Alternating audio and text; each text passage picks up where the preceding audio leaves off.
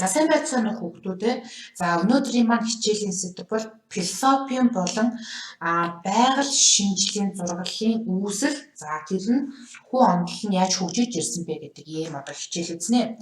Тэгэхээр бид нар ертөнцийн талаарх онол үзэл санаа дэвшүүлэхийн тулд байгалийн болон философийн болон байгаль шинжлэлийн зургийг бол гаргаж ирсэн. Жишээлбэл ертөнц гэж юу юм? За ертөнц одоо тийм ээ дэлхийн ер нь бөөрийнхээ хэлбэртэй юм уу? За ертөнцийн хаана дэлхий оршдгийг за гих мэтлэнгийн ийм одоо асуултнуудад хариулахын тулд ертөнцийн дүр зургийг бүтээх хэрэгтэй болж байгаа юм. За энэхүү ертөнцийн дүр зургийг бол парадигм гэж нэрлэж байгаа. Жишээлх юм бол одоо энэ ертөнцийн дүр зураг буюу парадигмыг бүтээхийн тулд физикчид, химичид, шинжлэх ухаанчид, одон орон судлаачид бол энэ философичдын боловсруулсан энэ одоо парадигмыг одоо цааш нь батлах эсвэл няцаах ийм одоо орлогуудыг бол хийж ирдэг. Тэгэхээр хүмүүс эрт үеэс өдөр тутмын амьдралын явцад сэрхүүгээрээ дамжуулан авсан бүрэн бус хэсэг бусад мэдлэг төсөөл дээрээ тулгуурлан өөрийг нь хүрээлэн байгаа орчлон ертөнцийн талаар бүрэн дүүрэн цогт төсөөлөл дүрсэлтэй болохыг эрмэлзэж ийм дүр зургийг бүтээхийг бол оролдож ирсэн. Жишээлх юм бол одоо юу гэдгийг улирал яагаас солигдож байгаа юм за тэрний шалтгаан нь юу юм гэдэг одоо өөрийнхөө өдөр тутмын тулгуурласан тэр бүрэн бус мэдлэгээрээ ертөнцийн дүр зургийг одоо олохыг бол оролдож ирсэн. За тэгээд энэ эртний хүмүүсийн одоо тийм ээ нэг сайшаалтай зүйл нь бол ийм ертөнцийн дүр зургийг бүтээхийг оролдож ирсэн байна. Мэдээж тэдгээр дүр зургийн талаарх ойлголт бол өнөөдрийнхтэй харьцуулахад бүрэн төгс биш нь ойлгомжтой юм аа. За тэгэхээр нэрт эрдэмтэн Эйнштейн энэ талаар бол хэлсэн энэ ертөнцийн дүр зураг болон парадигмын талаар хүн сэрхүүн ертөнцөөс салж ямар нэг хэмжээд энэ ертөнцийг тодорхой хэмжээгээр өөрсдийн төсөөлж бүтээсэн дүр зургаар солихын тулд ертөнцийн талаар түүнтэй энгийн адил төстэй зургийг өөртөө бүтээхийг эрмэлзэж байдаг гэж одоо тийм ээ ертөнцийн дүр зураг гэж юу вэ гэдэг тодорхойлтыг бол хэлж штэ. За үүнийг зураач, яруу найрагч, философч, байгаль шинжээчид янз бүрээр тайлбарлаж ирсэн энэхүү ертөнцийн дур зураг гэж юу вэ гэдгийг. За хүн өөрийнхөө амьдралын толгой эргүүлсэн олон асуудлын хүрээнд багч гисэн тайвшрал өөртөө итгэлийг олохын тулд энэхүү зургийг бүтээхэд оюун ухаанаа хөрчилж ирсэн гэж хэлж болно. За ертөнцийн дур зураг гэсэн энэхүү нэр томьёог анх бол 19-р зууны сүүлчээр физикийн шинжлэх ухаанд бол бий болж эхэлсэн байгаа юм. За уг нэг одоо тийм ээ ертөнцийн дур зураг гэсэн нэр томьёог анх нэрт физикч Генрих Герц өөрийн бүтээлд бол хэрэглэсэн байгаа. За тэрээр ертөнцийн физик дүр зургийг гадаад ертөнцийн объектуудын талаарх судлаачдын бүтээсэн төсөөлөл дотоод дүрслүүдийн цогц төтийг логик аргаар эдгээр объектуудын хөдөлгөөн байдлын талаарх харьцангуй мэдээллүүдийг авч болно гэж үзэж байсан. Тэгэхээр өөрөөр хэлэх юм бол ертөнцийн дүр зураг гэдэг ойлголт бол анх 19-р зууны сүүлчээр бол физикийн шинжлэх ухаанд бий болсон юм байна. Энэхүү нэр томьёог бол анх бол физикч Генрих Герц өөрийн бүтээлдээ хэрэглэсэн. Тэгэхээр бид нар ямарваа нэгэн байдлаар ертөнцийн дүр зургийн талаар төсөөллөө бүрдүүлэх ёстой. Энэхүү төсөөлөл нь өнөөдөр магадгүй одоо юу гэдэг бүрэн төгс биш ч гэсэн маргааш энэхүү одоо тийм ээ тэр дүр зураг үнэн болоход өнөөдрийн төсөөлөл хэрэг болно гэдэг ийм асуудлыг гаргаж ирж байгаа. Тэгэхээр өөрөөр хэлэх юм бол ертөнц анх юунаас бүрдсэн? За ертөнц ер нь гэж юу юм бэ гэдэг л одоо тийм ээ дүр зураг бүтээх гэдэг юм шүү дээ. За тэгэхээр ертөнцийн дүр зураг гэдэг нэр томьёог Герцийн дараа нэрт физикч Макс Планк бол хэрэгжилж ирсэн. За Планкийн одоо үзэж байгаагаар ертөнцийн одоо физик дүр зураг гэдэг бол байгалийн бодит зүй тогтлуудыг тусгасан физикийн шинжлэх ухаан дах ертөнцийн дүрслэл гэдэг ойлголт ажээ. Тэгэхээр өөрөөр хэлэх юм бол орчин үед жишээлх юм бол ертөнц юунаас үүссэн бэ гэдэг бол их тесрэлт бүүн буюу одоо хар нүхний онолоос үүсэлтэй гэдэг ч юм уу иймэрхүү одоо дүр зургийг гаргахын тулд физикийн шинжлэх ухаан бол маш их нөлөө бүхий байдаг байна шүү дээ. За тэгвэл физикийн шинжлэх ухаан тэр онолоо хаанаас авдаг вэ гэх юм бол одоо философийн боловсруулсан парадигмаас одоо тийм ээ эхлэлтэй философийн боловсруулсан тэр парадигмыг физик шинжлэх ухаан нэг бол батлан нэг бол нэгцаажиж ингэж ертөнцийн дүр зургийг гаргаж ирдэг байна. За Планкийн үзнээр ертөнцийн одоо дүр зургийн агуулга нь физикийн шинжлэх ухааны мэдлэг хөгжихийн хэрээр гүнзгийж байж идэг. За үүний зэрэгцээ ертөнцийн физик зураглал нэгдмэл шинжлэх гэдгийг зааж байгаа. Тэгэхээр янз бүрийн юмсаар өдөөгдсөн хүмүүсийн мэдрэх хүн сэрэл нь хоорондоо адил байдлаар давхцахгүй байсан хэдий ч ертөнцийн зураглал, юмсын зураглал бүх хүмүүсийн хувьд адилхан гэдэг Планк онцлог тэмдэглэсэн байдаг. Тэрээр цааш нь хэлэхдээ шинжлэх ухааны хөгжлийн явцад ертөнцийн зураглал өөрчлөгдөж харьцангуй шинжтэй болдгоо гэсэн. Тэгэхээр шинжлэх ухааны хөгжлийн явцад өөрөөр хэлэх юм бол ертөнцийн зураглал байнга өөрчлөгдөж байдаг байна. Жишээлх юм бол одоо юу гэдгийг эртний грекийн үед бол атом бол дахиж хуваагдчихгүй хамгийн игэл биет байсан бол шинжлэх ухаан хөгжихийн явцад 19 дугаар зуунд бол атом бол хамгийн игэл биет биш протон нейтрон гэсэн одоо хэсгүүдэд хуваагдах нь бол тийм ээ тодорхой болж исэн.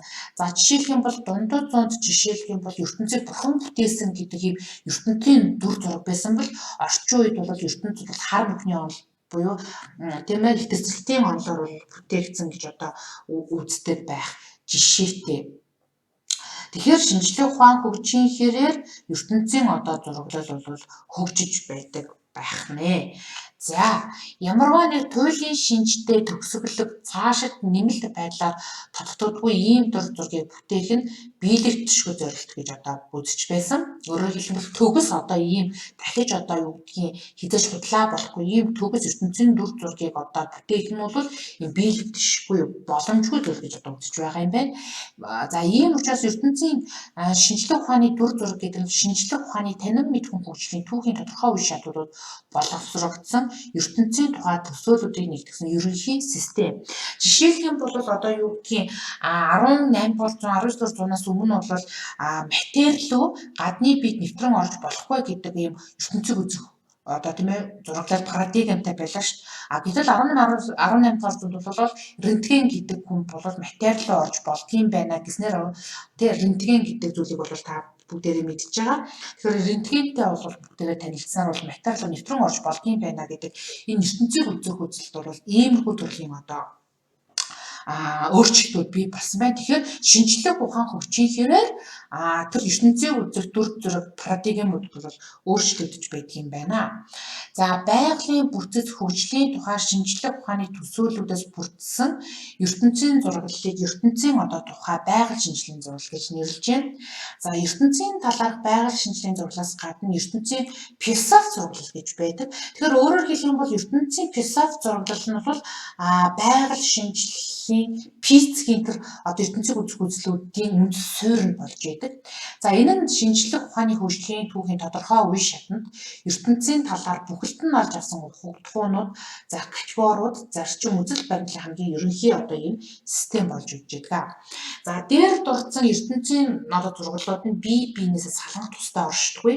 Өөрөөр дээр дурдсан одоо физикийн шинжлэх ухааны дүр зураг, байгалийн шинжлэх ухааны дүр зураг, шинжлэх ухааны дүр зураг философийн одоо ертөнцийн үзэлгийг ийм дурдсан ертөнцийн зураглалууд нь бие биенээсээ салгахад оршдоггүй.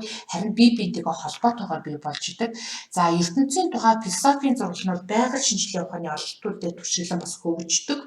За үүнтэй нэгэн адил байгаль шинжлэлийн зураглал нь философийн тухайн үеийн хөгжлийн төсөөлөлтөд холбогдож нэг ёсондоо байгаль философи ертөнцийг үзэх үзлийн зарчмууд өрмөс тэм синтез мэдлэг болж идэг бахнэ.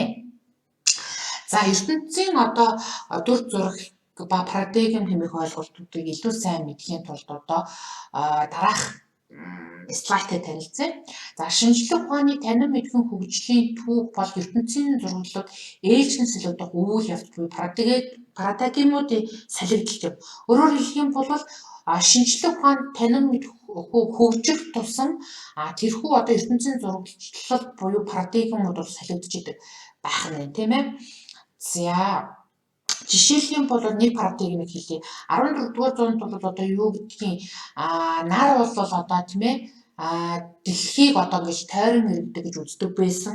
Дээрээс нь ертөнцийн төв бол нар гэж үздэг байсан бол газар зүйн одоо шинжилгээ ухаанд нээлт хийснээр дэлхий бол одоо төвний юм байна. Харин нар бол одоо тийм ээ дэлхий бол нарыг тойрд юм байна гэж одоо би солигддог байх жишээтэй ч юм уу ингэж өөрчлөгддөг байх нэ. За парадигм гэдэг бол одоо жишээ заавар гэсэн утга бүхий грекүг.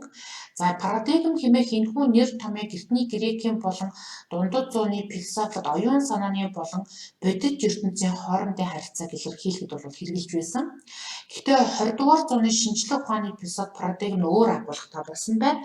Тухайлбал шинжлэх ухаан судлаач, физикийн шинжлэх ухааны түүх судлаач Америкийн Томас Кун гэж маш алдартай одоо хүн байдаг. За Кун энэхүү нэр томьёо шинжлэх ухааны хувьслын онолыг бүтээхийг оролдох явцдаа нэлээд хэдэн нэр томьёо санал болгож тэдгээрийн дунд парадигма гэдэг ойлголтод илүү ач холбогдол онож байсан. За өнөө үед парадигм гэдэг ойлголтыг шинжлэх ухааны түүх болон онолд шинжлэх ухааны мэдлэгийн хөгжлийн янз бүрийн үе шатуудыг тодорхойлоход бол хэрэгжилж байна.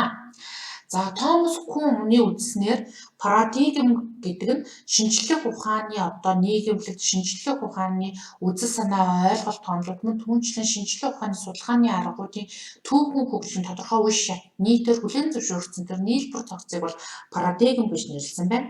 За өөрөөр хэлбэл парадигм тодорхой хугацааны дотор шинжлэх ухааны нийгэмлэгт хүлээн зөвшөөрөгдсөн шинжлэх ухааны бүхий л хэрэгслийн тусламжтайгаар дэвшигдсэн асуудлын загвар санааг өгч шийдвэрлэх аргыг заахыг хэлнэ гэж одоо үзсэн байна.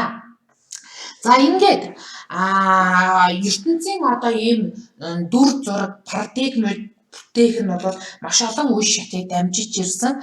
Тэгэхээр өөрөөр хэлэх юм бол энэ ертөнцийн анхны одоо дүр зураг парадигмыг бол шидэт домог буюу миф бол олгож байсан. Өөрөөр хэлэх юм бол энэ юу вэ гэдэг асуултанд анх хариулж өгсөн хамгийн анхны хүн төрөлхтний мэдлэг бол миф буюу шидэт домог юм аа. За өөрөөр хэлэх юм бол энэ юу вэ гэсэн асуултанд хариулт өгсөн энэ шидэт домог болон мифийн энэ хариултууд нь хэдийгээр өнөөдрийн одоо шинжлэх ухааны мэдлэгээр одоо харж үзэхэд хэдийгээр бүдүүлэг гинэм боловч тухайн үеийн л одоо тийм ээ ертөнцийг үзэх дүр зураг парадигмыг бол бий болгож ийсэн. За ингээд мифийн одоо миф бол одоо хүн төрөлхтний одоо тийм ээ хүн нийтлээс ахуулаад үүссэн хамгийн анхны мэдлэгийн тогтолцоо. Өөрөөр хүмүүс энэ юу вэ гэдэг анх мэдлэгийг бол шидэт домгоос авч ирсэн. За үүний дараа тодорхой хугацаанд хүмүүс хөгжин тэр мэдлэг хөгжин оюун ухаан хөгжсөний дараа хүмүүсийн оюун санааны мэдлэгийг миф буюу шидэт домог одоо хангаж чадхаа болсон. Дахиад энэ юу вэ гэсэн маш олон асуултууд гарч ирсэн. Энэхүү олон асуултанд бол шидэт домог хариулт өгч чадхаа болсон.